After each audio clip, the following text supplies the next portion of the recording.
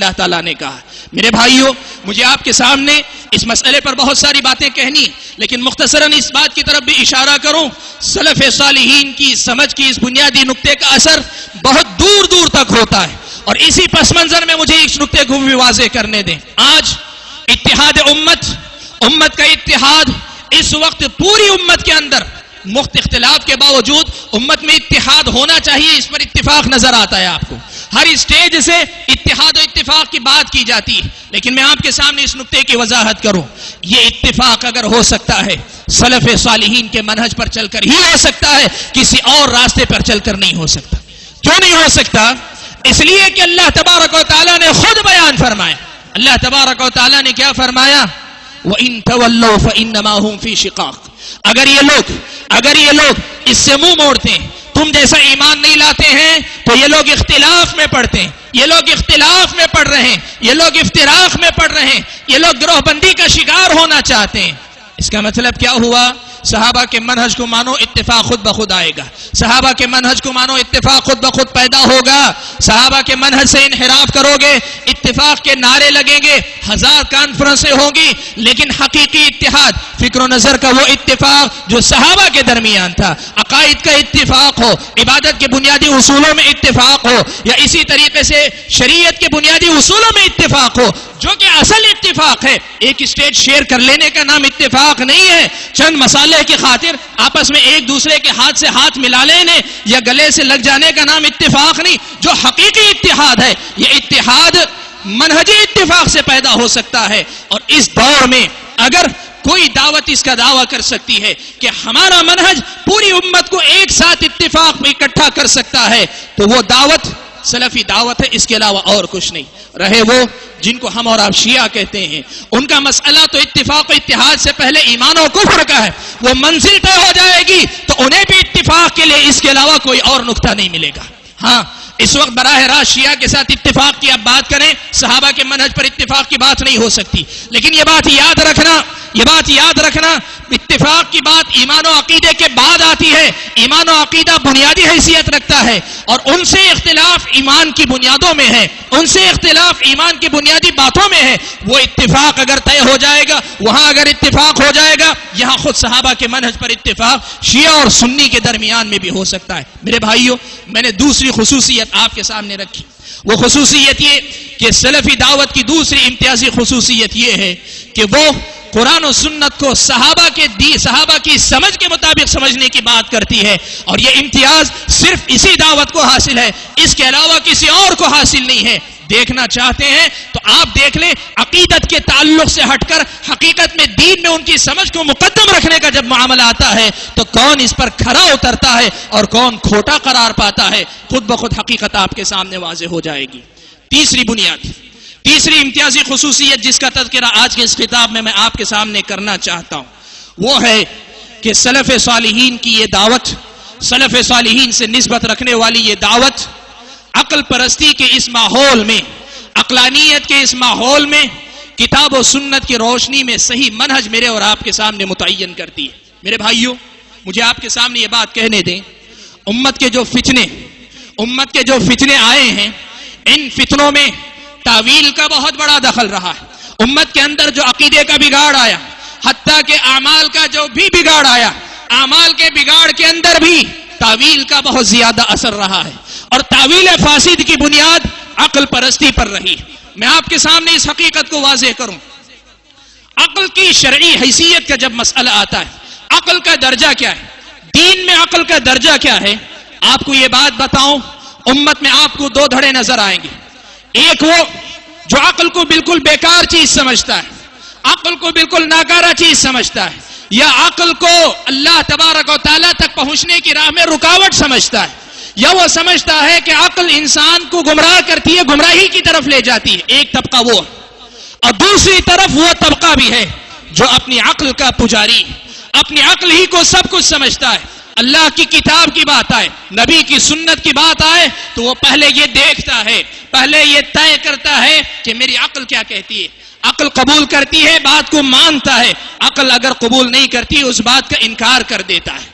یہ دونوں کے دونوں منہج امت کے اندر پائے جاتے ہیں. پہلا منہج میں آپ کے سامنے بیان کروں، وہ لوگ جو اپنے آپ کو معرفت کی دنیا کا علم بردار سمجھتے ہیں، وہ لوگ جو معرفت کے نام پر نبی اکرم صلی اللہ علیہ وسلم کی طرف سے ملی ہوئی شریعت کے مقابلے میں حقیقت کے دعوے دار ہیں، اور واضح الفاظ میں کہیں تو صوفیہ میں سے جو غالب قسم کے صوفی آئے ہیں، گزرے ہیں، صوفیہ کا ایک طبقہ وہ بھی تھا جن کی نظر میں عقل کی بات کرنا گمراہی کی بنیاد تھی، گمراہی کی بنیاد تھی۔ اسی وجہ سے صوفیہ کے پاس یہ مسئلہ تھا، جو آدمی مجنون ہو جاتا، پاگل ہو جاتا، جسے صوفیہ کی اصطلاح میں مجذوب کہتے ہیں، مجذوب ہو جاتا، پاگل ہو جاتا، اسے بہت بڑا پہنچا ہوا ولی سمجھا کرتے تھے۔ جو عقل سے مارا ہوتا، جس کی عقل ناکارہ ہو جاتی، اسے اتنا ہی پہنچا ہوا ولی سمجھتے تھے، کہتے کہ یہ اللہ کی محبت میں، یہ حق کی معرفت میں پاگل ہو گیا ہے۔ جو جتنا بڑا پاگل ہوتا، جو جتنا زیادہ عقل سے دور ہوتا، کہتے یہ اتنا زیادہ پہنچا ہوا ولی۔ تعجب نہ کریں، تاریخ پڑھ کر دیکھیں، یہ ہماری تاریخ ہمیں حقیقتیں بتلاتی۔ اور یہ بات آپ کو سمجھانے کے لیے مثال دوں، کیا مطلب ہے؟ عقل کو وہ اتنی بڑی رکاوٹ سمجھتے ہیں، وہ کہا کرتے ہیں کہ دیکھو یہ میدان عشق کا ہے، عقل کا نہیں۔ عشق لاؤ گے کامیاب ہوگے، عقل لاؤ گے گمراہ ہو جاؤ گے، یہ ان کا اپنا کہنا ہے۔ اس کا نتیجہ کیا ہے؟ ہم نے دیکھا، شہر بنگلور کی ایک مثال آپ کے سامنے دیتا ہوں۔ ہم نے دیکھا ہے ایک آدمی پاگل قسم کا آدمی، ایسا پاگل کہ جسے نہ اپنے کپڑے کا ہوش تھا، نہ اپنی پاکی صفائی کا، بے ترتیب بال بڑے ہوئے، سر کے بال، مونچھ کے بال، داڑھی کے بال کے ساتھ بے ترتیب بکھرے ہوئے، منہ سے رال ٹپکتی ہے، گندا آدمی راستے میں بھٹکتا ہوا پھرتا رہتا ہے، لوگ اس کے پیچھے دوڑے دوڑے جاتے تھے، بابا بابا بابا بابا کرم کر دو۔ وہ آدمی ان کے پیچھے آنے کی وجہ سے اگر غصے میں آ کے جھڑک دیتا، خوش ہو جاتے کہ بابا کی نظر التفات، نظر کرم مجھ پر ہو گئی۔ اور کبھی ہم نے وہ بھی دیکھا، اگر وہ تھوک دیتا، مل لیتے کہ بابا کا تبرک ہم کو مل گیا ہے۔ یہ کون سی دنیا ہے؟ یہ ان لوگوں کی دنیا ہے جو کہتے ہیں کہ یہاں پاگل عقل لانے والا آدمی گمراہ ہوتا ہے، یہ عشق میں پاگل ہوتے ہیں، تو عشق میں پاگل ہونے والے ہی حقیقت میں بہت اونچے لوگ ہیں۔ ایک تو امت کا یہ طبقہ ہے، لیکن اس کے مقابلے میں دوسرا طبقہ وہ ہے جنہوں نے ہمیشہ کتاب و سنت پہ لگتا ہے ایمان بعد میں لایا ہے، اپنی عقل پہ پہلے ایمان لائے ہیں۔ لگتا ایسا ہے کہ بات وہ ہے، ان کا ایمان اللہ کی بات پہ، نبی کی بات پہ بعد میں ہے، اپنی عقل پہ زیادہ۔ کہتے ہیں کہ اللہ تبارک و تعالیٰ نے دین جو اتارا ہے وہ عقل کے خلاف نہیں، وہ عقل کے خلاف ہو نہیں سکتا۔ بات یاد رکھنا، اسلامی شریعت عقل کے عین مطابق، اسلامی شریعت انسانی عقل کے عین مطابق ہے، لیکن انسانی عقل ہمیشہ شریعت کے مطابق ہو یہ ضروری نہیں، انسانی عقل ہمیشہ شریعت کے مطابق ہو یہ ضروری نہیں، ہر انسان کی عقل الگ ہوتی ہے۔ اسی لیے سلف صالحین نے اصول دیا، سلف صالحین نے اصول دیا۔ امام احمد نے فضائل الصحابہ کے اندر حضرت عمر ابن خطاب رضی اللہ تعالیٰ عنہ کی یہ روایت نقل کی کہ حضرت عمر ابن خطاب رضی اللہ تعالیٰ عنہ نے فرمایا اتہموا الرأی علی دینکم، اتہموا الرأی علی دینکم، لوگوں دین کے معاملے میں رائے کو یعنی اپنی عقل کو، اپنی سمجھ کو متہم کیا کرو، دین کو متہم نہ کیا کرو۔ اگر کہیں تمہیں عقل اور دین میں کہیں ٹکراؤ نظر آتا ہے، تمہاری رائے، تمہاری سمجھ دین سے کہیں ٹکراتی نظر آتی ہے، تو شبہ یہ نہ کرو پتہ نہیں نقل کرنے والا صحیح تھا، ضعیف تھا، پتہ نہیں وہ آدمی غلطی تو نہیں کر گیا، یہ بات ایسی تو اللہ تعالیٰ نہیں کہہ سکتے۔ یہ بات نہیں، آپ کی ساری توجہ نص کی طرف، حدیث کی طرف، آیت کی طرف نہیں، پوری کی پوری اپنی عقل کی طرف ہونی چاہیے۔ حضرت عمر نے آگے اپنی مثال دی کہا، اور میرے مسلمان بھائیوں اس مثال کو سمجھ لینا، اس مثال کو اور سمجھ لو گے، عقل پرستی کا یہ جو ماحول ہے، اس ماحول کی، اس معاشرے کے اندر انسانی عقل کو مقدم رکھنے کا جو مزاج ہے، اس مزاج سے آپ کو چھٹکارا ملے گا۔ حضرت عمر ابن خطاب رضی اللہ تعالیٰ عنہ نے خود اپنی مثال دی، کہا مجھے یاد ہے یوم ابی جندل، ابو جندل کا وہ دن مجھے یاد آتا ہے جب میں نے اپنی بغیر کسی کوتاہی کے پوری محنت کر کے ایک رائے قائم کی تھی، لیکن اللہ کے نبی صلی اللہ علیہ وسلم کی بات میری رائے کے خلاف گئی تھی۔ کون سی بات ہے؟ صلح حدیبیہ کا موقع ہے، مسلمان عمرہ کے لیے آئے، روک دیے گئے، مسلمانوں کو اندر جانے کی مکے میں اجازت نہیں دی گئی، صلح ہو رہی ہے، صلح کے وقت یہ بند طے ہو رہی تھی، یہ قانون یہ پاس ہو رہا تھا، دستور میں یہ بات لکھی جا رہی تھی کہ اگر مکے کا کوئی مسلمان بھاگ کر مدینہ آ جاتا ہے تو مسلمان واپس لوٹا دیں گے، اور مسلمان کوئی اگر مکہ واپس چلا جائے تو اسے واپس نہیں لوٹائیں گے۔ اللہ کے نبی صلی اللہ علیہ وسلم نے اس شرط کو مان لیا. ابھی شرط لکھی نہیں گئی تھی. عروہ بن مسعود جو مشرکین مکہ کی طرف سے سردار بن کر آیا تھا، اس کا اپنا بیٹا ابو جندل بیڑیوں میں بندھا ہوا بھاگا ہوا اللہ کے نبی صلی اللہ علیہ وسلم کی مجلس میں پہنچ جاتا ہے. اللہ کے نبی کی مجلس میں پہنچ جاتا ہے. مسلمان مظلوم قیدی بنا کر رکھا گیا تھا، بھاگ کر مدینے سے اللہ کے نبی کے پاس آ گیا ہے. اب چاہتا ہے کہ اللہ کے نبی اپنی پناہ میں لے لیں اور یہ مکہ کے مشرکوں کی جو تکلیفیں ہیں اس سے نجات دلا دیں.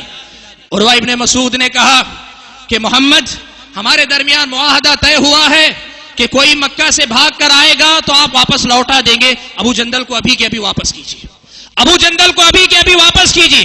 اللہ کے نبی نے کہا کہ عروہ، ابھی تو ہم نے معاہدہ لکھ کر دستخط ابھی مکمل نہیں کیے، معاہدہ ابھی پورا نہیں ہوا ہے. پوری بات مکمل ہو کے دستخط کر لیں گے تب سے نہ لاگو ہوگی بات. عروہ نے کہا کہ نہیں، میں تو نہیں مانتا، جب بات ہو گئی تو ابھی بھیجنا پڑے گا. اللہ کے نبی صلی اللہ علیہ وسلم نے ابو جندل سے کہا واپس لوٹ جاؤ. ابو جندل سے کہا واپس لوٹ جاؤ. عمر ابن خطاب رضی اللہ تعالیٰ عنہ سارا ماجرا دیکھ رہے تھے. کہنے لگے اللہ کے نبی انعطی الدنیۃ فی دیننا. حضرت عمر نے جو بات کہی کہ میری سمجھ دین کے سلسلے میں میری خیر خواہی مجھے سمجھا رہی تھی. میں نے کہا اللہ کے نبی ہم کمزور تو نہیں ہیں، کیوں ہم دین کے معاملے میں ان مکہ کے مشرکوں کے سامنے کمزوری کا مظاہرہ کریں؟ کیوں ہم کمزوری کا مظاہرہ کریں؟ کیوں اپنے مسلمان بھائی کو واپس لوٹائیں؟ اللہ کے نبی صلی اللہ علیہ وسلم نے کہا کہ نہیں، یہ میرا فیصلہ ہے، ابو جندل کو جانے دو. حضرت عمر اللہ کے نبی صلی اللہ علیہ وسلم سے بار بار مراجعہ کر رہے ہیں، بار بار اللہ کے نبی صلی اللہ علیہ وسلم سے کہہ رہے ہیں اللہ کے نبی ابو جندل کو مت بھیجیے. یہ کیا ہے؟ حضرت عمر ابن خطاب مجھ کو اور آپ کو مثال دے رہے ہیں. سارا واقعہ امام حضرت ابو بکر نے حضرت عمر نے خود یہ مسئلہ بیان کیا. کہا میری اپنی رائے یہ تھی، مجھے سمجھا رہی تھی کہ ابو جندل کو یہاں سے لوٹانا درست نہیں ہے، اور اللہ کے نبی صلی اللہ علیہ وسلم کہہ رہے تھے ابو جندل واپس لوٹ جاؤ. حضرت عمر کہتے ہیں کہ اللہ کے نبی صلی اللہ علیہ وسلم نے یہاں تک کہہ دیا آخر میں کہ عمر، کہ یہ معاملہ ایسا ہے کہ ایک چیز کو میں پسند کر لیتا ہوں، تمہیں وہ چیز ابھی تک پسند نہیں آئی. میں ایک چیز پسند کر لے رہا ہوں، ابھی تک تم اس کا انکار کر رہے ہو.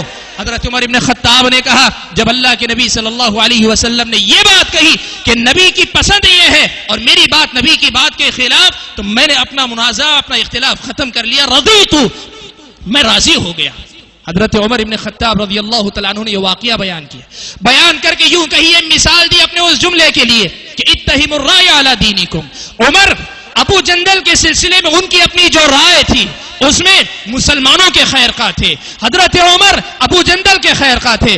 حضرت عمر خالص دینی جذبے کے ساتھ گفتگو کر رہے تھے. نہ جاہلی عصبیت تھی، نہ خاندانی عصبیت تھی، نہ کسی قسم کا دنیاوی مفاد تھا، نہ کسی قسم کے مسلک اور مذہب کی وابستگی، کچھ نہیں تھا. لیکن ان کی اپنی سمجھ دین کے سلسلے میں جو ان کو سمجھا رہی تھی اس کو لے کر بحث کر رہے تھے. لیکن اللہ کے نبی نے ان کی بات قبول نہیں کی. عمر نے یہ بات کہی اتہموا الرأی علی دینکم، لوگوں دین کے معاملے میں اپنی رائے کو متہم کیا کرو، اپنی عقل کو الزام دو، لیکن ان کے مقابلے میں دین کے سلسلے میں کسی قسم کا تردد نہ رکھو. اس لیے کہ میں نے یہ دیکھ لیا کہ بسا اوقات جو عقل تمہیں سمجھاتی ہے ضروری نہیں کہ شریعت کا مطلب اور مقصود وہی ہو جو تمہاری عقل میں آتا ہو. اس لیے میرے بھائیو یہ بات یاد رکھنا، عقل پرستی کے باب میں یہ بات یاد رکھنا، دین وہ نہیں جو ہر کسی کی اپنی عقل کے مطابق ڈھل کر سمجھ میں آئے.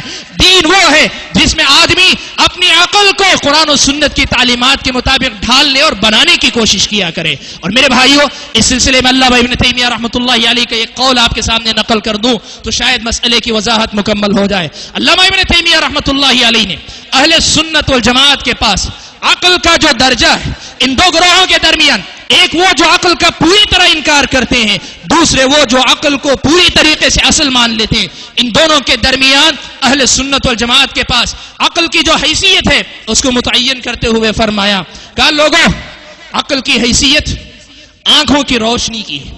آنکھوں کی روشنی، آنکھ میں دیکھنے کی قوت اللہ نے دی ہے. عقل بھی اللہ تعالیٰ کی دی ہوئی ایسی ہی ایک قوت ہے، لیکن کہ آدمی صرف اپنی آنکھوں کی روشنی کے سہارے ہر چیز دیکھ لیتا ہے، نہیں دیکھ پاتا. جب تک کہ آنکھوں کی روشنی کے ساتھ دن کا اجالا یا سورج کی روشنی شامل نہ ہو جائے، رات کی تاریکی ہو، رات کا اندھیرا ہو، آدمی کی آنکھیں پوری کی پوری اچھی ہو، پھر بھی بالکل اندھیرے میں اگر تارے نہ ہو، آسمان پہ چاند اگر نہ ہو، اندھیرے میں کچھ نہیں دیکھ پاتا۔ علامہ ابن تیمیہ رحمۃ اللہ علیہ نے کہا عقل کی مثال بھی آنکھوں کی اسی روشنی جیسی ہے کہ وہ پوری بھی ہوگی، عقل مکمل بھی ہوگی، عقل کامل بھی ہوگی، تو یہ اندھیرا، اس اندھیرے میں کچھ نہیں دیکھ پائے گی۔ جب اس عقل کے ساتھ شریعت کی روشنی ملتی ہے تو جس طرح آنکھوں کی روشنی کے ساتھ دن کی روشنی ملتی ہے تو حقیقت نظر آتی ہے، بالکل عقل کے ساتھ شریعت اگر مل کر آتی ہے، شریعت کی روشنی، تب آدمی حقیقت کو دیکھ پاتا ہے۔ حاضرین گرامی، مختصر الفاظ میں یہ کہنا چاہتا ہوں کہ اس دور کے اندر جبکہ عقل پرستی ایک فتنہ بنی ہوئی ہے، عقل پرستی دین کی راہ میں ایک رکاوٹ بنی ہوئی ہے، عقل کو حد سے زیادہ آگے بڑھانا، حد سے زیادہ آگے بڑھانے کے نتیجے میں دین کے سلسلے میں شبہات مسلمانوں کے اندر گھستے چلے آ رہے ہیں۔ ان کو یہ بات یاد رکھنی چاہیے کہ سلفی دعوت اس سلسلے میں واضح موقف رکھتی ہے، سلفی دعوت واضح پیغام دیتی ہے، واضح درجہ متعین کرتی ہے۔ عقل کو کلی طور پہ تم ختم مت کرو، مت چھوڑو، اس لیے کہ عقل ہی کی بنیاد پر آدمی شریعت کا مکلف ہوتا ہے۔ عقل نہیں ہے، پاگل ہے تو وہ شریعت کا پابند ہی نہیں ہوتا۔ شریعت میں عقل کا درجہ ہے، لیکن عقل سب کچھ نہیں، عقل کتاب و سنت کے تابع ہے، کتاب و سنت عقل کے تابع نہیں ہے۔ اس کی حیثیت کو متعین کرو، اور یہ حیثیت متعین کرنے کا کام سلفی دعوت اپنی ہر مسئلے کے اندر آپ کو پیغام کے طور پہ دیتی ہے۔ آپ کے سامنے یہ کام سلفی دعوت مسلسل کرتی آئی ہے۔ دنیا کے اندر عقل پرستی کا جو فتنہ ہے، اس کا مقابلہ اگر کیا جا سکتا ہے تو اس سلفی دعوت کے ذریعے ہو سکتا ہے۔ اس سے ہٹ کر اگر آپ دائیں اور بائیں جائیں گے یا عقل پرستی کا شکار ہوں گے یا اللہ تعالیٰ کی دی ہوئی اس نعمت عقل کو ضائع کر دیں گے۔ یہ سلفی دعوت کی ایک اور امتیاز ہے۔ حاضرین گرامی، سلف صالحین کی نسبت، سلف صالحین سے تعلق رکھنے والی یہ جو دعوت ہے، اس دعوت کی امتیازی خصوصیات بے شمار ہیں۔ وقت اس کی اجازت نہیں دیتا کہ میں ساری خصوصیات کا احاطہ کر سکوں، لیکن بچے ہوئے وقت کے اندر اور کچھ خصوصیات آپ کے سامنے ذکر کرنا مناسب سمجھوں گا۔ اس دعوت کی ایک اور امتیازی خصوصیت یہ ہے کہ رب ذوالجلال کی توحید میں، اللہ تبارک و تعالیٰ کی وحدانیت میں، اس کی ربوبیت میں، اس کے اسماء و صفات میں اور اس کی الوہیت میں سچی توحید، کامل توحید اور واضح توحید صرف اسی سلفی دعوت کا ترہ امتیاز ہے۔ یہ سلفی دعوت اپنی دعوت کا آغاز بھی توحید سے کرتی ہے اور اس کا اختتام بھی توحید کے نقطے پر ہوتا ہے۔ اس سلفی دعوت کا یہ امتیاز ہے کہ توحید کے معاملے میں کبھی وہ ذرا برابر جھول نہیں دکھاتی، توحید کے معاملے میں ذرا برابر کسی قسم کے سمجھوتے کے لیے وہ آمادہ نہیں ہوتی۔ مجھے کہنے دیں، توحید کی یہ بنیادی دعوت اسلام کی روح ہے، یہی دین ہے، یہی اصل ہے، اور اگر کہو بعض اہل علم نے تو یہاں تک لکھا قرآن پورا کا پورا توحید ہے، دین مکمل کے مکمل توحید ہے۔ بات اگر سمجھنا چاہیں تو آپ سمجھ لیں، اسلام کی اگر روح ہے، اسلام کا اگر خلاصہ ہے، یہی توحید ہے۔ میرے بھائیوں، یہ بات یاد رکھنا، تاریخ اسلام اس بات پر گواہ ہے۔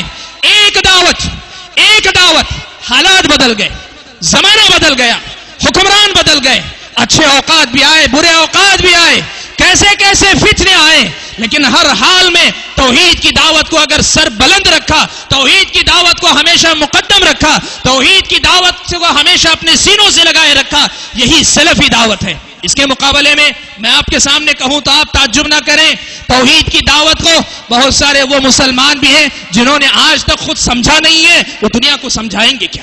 جنہوں نے آج تک سمجھا نہیں، مجھے کہنے دیں، ایک جماعت ہے جن کے پاس دین کی 6 بنیادی باتیں، ان میں سے پہلی بات اللہ تعالیٰ کلمے کی بات ہے، اور کلمے کی بات کا مطلب کیا ہے؟ کلمے کی بات کا مطلب مبہم سے ایک معنی کہ اللہ تبارک و تعالیٰ کو ایک مانو، اللہ تعالیٰ کو ایک مانو۔ یہ تو سب مانتے تھے، مکہ کے مشرک بھی مانتے تھے، کہتے تھے اللہ تعالیٰ ایک ہی ہے، اللہ تعالیٰ ایک ہی ہے۔ لیکن اس توحید کی جو تفصیل ہے، مانگو تو اسی سے مانگو، غیر اللہ سے نہ مانگو، ڈر اسی کا، امید اسی سے، محبت اسی کی ہو، اور اس کے ساتھ ساتھ انابت، خشیت، خوف، یہ ساری قسم کی عبادتیں اپنی ضرورتوں کے لیے ان ساری باتوں کی وضاحت کرنا، اور شرک کے جو مختلف درجات ہیں ان کو کھول کھول کر لوگوں کے سامنے بیان کرنا، شرک کے مختلف طریقوں سے لوگوں کو روکنا اور بتانا کہ بسا اوقات کلمہ پڑھ کر بھی بعض مسلمان شرک میں مبتلا ہوتے ہیں۔ توحید کا یہ تصور، توحید کی یہ پہلی بات اس کے اندر آپ کو کبھی نہیں ملے گی۔ الٹا آپ آپ یہ سنیں گے، الٹا آپ یہ سنیں گے نہیں یہ مسائل ابھی مت چھیڑا کرو، پہلے لوگوں کو جمع کر لو، بعد میں لوگوں کو سمجھا لینا۔ توحید کی دعوت کے ساتھ سمجھوتا یہ لوگ کیا کرتے۔ اور ایک اور جماعت وہ بھی ہے جن کے پاس توحید کے مختلف قسموں میں سے رب کی حاکمیت کو ماننا یہی اصل ہے۔ توحید کا مطلب ان کے پاس رب کی حاکمیت کو ماننا۔ مطلب کیا؟ کہا اللہ تبارک و تعالیٰ کا قانون چلے گا، اللہ تعالیٰ کا قانونی نافذ ہوگا، اللہ تبارک و تعالیٰ کی شریعت یعنی قرآن ہی دستور ہوگا، اس کے علاوہ کچھ اور نہیں ہوگا۔ دوسرے الفاظ میں حکومت الہیہ کا قیام، اسلامی نظام کا قیام، یہی ان کے پاس توحید کا اہم باب رہ گئے۔ اور کمال یہ ہوا کہ اس توحید کے تصور کو لے کر انہوں نے کیا کیا؟ توحید کا جو بنیادی تصور ہے، الوہیت کے باب میں شرک ہے، اللہ تعالیٰ کی الوہیت کے باب میں سچی توحید ہے، اس کے ساتھ سمجھوتا کیا۔ کیا کہا جو آدمی اسلامی نظام کے قائم کرنے میں ہمارا ساتھ دے گا، اس کے عقیدے میں اگر شرک بھی ہے، وہ اگر قبروں کے پاس جا کے سر جھکانے والا بھی ہے، تو وہ اپنا ہے، وہ ہمارا ہے۔ میرے بھائیوں، یہ بات یاد رکھنا، سچی توحید اور خالص توحید اگر تاریخ اسلام کی گواہی تمہیں منظور ہے تو دیکھ لینا، ایک جماعت ہے، ایک گروہ ہے جس نے توحید کی دعوت کو ہمیشہ سربلند رکھا اور کبھی سمجھوتا نہیں کیا۔ اس دعوت کے ساتھ یہ کوئی دعوت ہے تو وہ سلفی دعوت ہے۔ اور میرے بھائیوں، اس پس منظر میں مجھے ایک گزارش آپ بھائیوں سے بھی کرنی ہے، مجھے آپ کے سامنے کہنے دیں، دعوت و تبلیغ کا یہ جو میدان ہے، یہ جو مختلف قسم کے پروگرام ہیں مسلمانوں کے اندر، غیر مسلموں کے اندر، حالات کے چلتے چلتے آج یہ صورتحال دیکھنے میں آ رہی ہے کہ توحید کی دعوت کو سینے سے لگا کے جینے والی یہ جماعت، توحید کی دعوت کو سربلند رکھنے والی یہ جماعت، آج رفتہ رفتہ وہ خود بھی توحید کی دعوت کے سلسلے میں کوتاہی کرتی نظر آ رہی ہے۔ جانبی مسائل پہ زیادہ توجہ ہے، دوسرے مسائل، دوسرے موضوعات پہ خطابات زیادہ ہیں، توحید کی بنیادی دعوت کو پھیلانے کے سلسلے میں کوتاہی ہے۔ میرے بھائیوں، آپ کے پڑوس میں اللہ کے ساتھ شرک ہوتا ہو، آپ کی طبیعت کیسے سکون سے جیتے؟ آپ کیسے سکون سے جیتے ہیں؟ آپ کا ایمان کیسے گوارا کرتا ہے؟ رب کی زمین پر رب کا کھانے والے، رب کا پینے والے، چاہے کسی بت کے سامنے جا کر جھکتے ہو یا کسی غیر اللہ کے آستانے پہ جا کے مانگتے ہو، یہ آپ کے درمیان رہے، آپ کے ملنے ملانے والوں میں رہے، لیکن پھر بھی آپ کا مزاج گوارا کرے، اس کا مطلب یہ ہوا کہ آپ اپنی نسبت کے باوجود اپنی نسبت کی عظمت کو آپ بھولتے جا رہے ہیں۔ آپ توحید کے معاملے میں جتنے حساس ہونا چاہیے تھا اتنے حساس نہیں رہ گئے۔ حساس ہونے کا مطلب یہ، صبح و شام رب کی توحید کا کلمہ بلند کیا کرو، رب کی توحید کو اپنے سینے سے لگا کے رکھو۔ یہ بات یاد رکھنا، وقت نہیں کہ میں زیادہ گفتگو کروں، لیکن مجھے یہ حدیث آپ کے سامنے سنانے دیں۔ صحیح بخاری و مسلم کی روایت، حضرت عائشہ صدیقہ رضی اللہ تعالی عنہ روایت فرماتی ہیں، اللہ کے نبی صلی اللہ علیہ وسلم نے ایک آدمی کو ایک لشکر ایک سریے کا ذمہ دار بنا کر بھیجا، ایک لشکر ایک سریے کا ذمہ دار بنا کر بھیجا۔ وہ آدمی نمازوں میں امامت کرتا تھا، امامت میں کوئی بھی سورت پڑھتا اس سورت کے ساتھ سورہ اخلاص ملا لیتا، سورۃ الاخلاص کو ساتھ میں ملا کر پڑھا کرتا۔ لشکر واپس آیا، لوگوں نے آ کر اللہ کے نبی کو سنایا، آپ نے جس کو امیر بنا کر بھیجا تھا اس آدمی کا یہ معاملہ ہے کہ وہ کوئی بھی سورت نماز میں پڑھاتا ہے، آخر میں سورہ اخلاص ضرور ملا لیتا ہے۔ اللہ کے نبی صلی اللہ علیہ وسلم نے اس آدمی کو بلایا، بلا کر پوچھا، یا صحابہ سے کہا جا کر پوچھو وہ ایسا کیوں کرتا ہے۔ اس آدمی نے کہا مجھے اس سورت سے محبت ہے، اس آدمی نے کہا مجھے اس سورت سے محبت ہے۔ اللہ کے نبی صلی اللہ علیہ وسلم نے کہا اگر ایسی بات ہے جاؤ جا کر اس کو کہہ دو تمہارا اس سورت سے محبت کرنا اس بات نے تمہیں جنت میں داخل کروا دیا۔ میرے بھائیوں، سورہ اخلاص کیا ہے؟ یہی رب کی توحید ہے، یہی رب کی توحید ہے، خالص توحید ہے، بے آمیز توحید ہے، مثالی توحید ہے، مکمل توحید ہے۔ اس اخلاص کی دعوت کو ہمیشہ سر بلند رکھنا، یہی تمہارا امتیاز، تمہاری پہچان ہر دور میں رہی ہے۔ یہ توحید اللہ کی سب سے بڑی نعمت ہے جو کسی بندے کو ملتی ہے، اور یہ سب سے بڑا احسان ہے جو کہ انسان کسی اور انسان پہ کر سکتا ہے۔ مسلمانوں، اس توحید کی طرف سے تم غافل ہو، تم اس توحید کی طرف پلٹ کر آنے کی کوشش کرو۔ اور میرے مسلمان بھائیوں، سلفی دعوت سے تعلق رکھنے والے بھائیوں، آپ کو یہ پیغام ہے، اس توحید کی دعوت کو لوگوں تک صحیح ڈھنگ سے پہنچانے کی کوشش کرو۔ اس توحید کی دعوت کو ابھی بہت سی قربانیوں کی ضرورت ہے، بہت سی محنتوں کی ضرورت ہے، اور بہت ساری کوششوں کی ضرورت ہے۔ اس توحید کو جب تک بندے کے دل میں نہیں پہنچا دیتے، ہمیں خاموش بیٹھنے یا اطمینان سے رہنے کی ذرا برابر بھی گنجائش نظر نہیں آتی۔ وقت فرصت ہے، کہاں کام ابھی باقی ہے، وقت فرصت ہے، کہاں کام ابھی باقی ہے۔ نور توحید توحید کا اتمام ابھی باقی ہے۔ میرے بھائیوں، سلفی دعوت کا ایک اور امتیاز یہ بھی ہے کہ یہ سلفی دعوت توحید کی دعوت کے سلسلے میں اس امت میں اپنی ایک شناخت رکھتی ہے جو کسی اور طبقے کو حاصل نہیں۔ اور اگلی بات جو آپ کے سامنے اس سلفی دعوت کے امتیاز کے سلسلے میں کہنا چاہوں گا وہ یہ کہ اس سلفی دعوت کی امتیازی خصوصیت ایک اور اتباع رسول ہے، اتباع سنت رسول صلی اللہ علیہ وسلم ہے۔ یہ نبی اکرم صلی اللہ علیہ وسلم کی سنت کے متبع ہے۔ اس کا مطلب کیا ہوا؟ تین باتیں میں آپ کے سامنے ذکر کروں گا، اتباع کی تفصیل نہیں کر سکتا لیکن تین میدان آپ کے سامنے ذکر کرنا چاہوں گا۔ ان تینوں میدانوں میں آپ دیکھنا سلفی دعوت کی اتباع کی شناخت یہ ہے کہ وہ بدعتوں کے معاملے میں ہمیشہ چوکنا رہتے ہیں اور بدعتوں کو ہمیشہ سختی کے ساتھ، پوری سختی کے ساتھ، پوری وضاحت کے ساتھ روکا کرتے ہیں، اور جو لوگ بدعتوں میں مبتلا ہوتے ہیں انہیں سمجھاتے ہیں، انہیں بات واضح کرتے ہیں، اور کوئی ہٹ دھرمی کرتا ہے تو پھر اس سے اپنے تعلقات کے سلسلے میں شریعت کی روشنی میں نظر ثانی بھی کرتے ہیں۔ بدعت کو برداشت کبھی وہ نہیں کیا کرتے، بدعت کے خلاف لڑنا، بدعت کے خلاف اپنی آواز بلند کرنا، بدعت کو ختم کرنا۔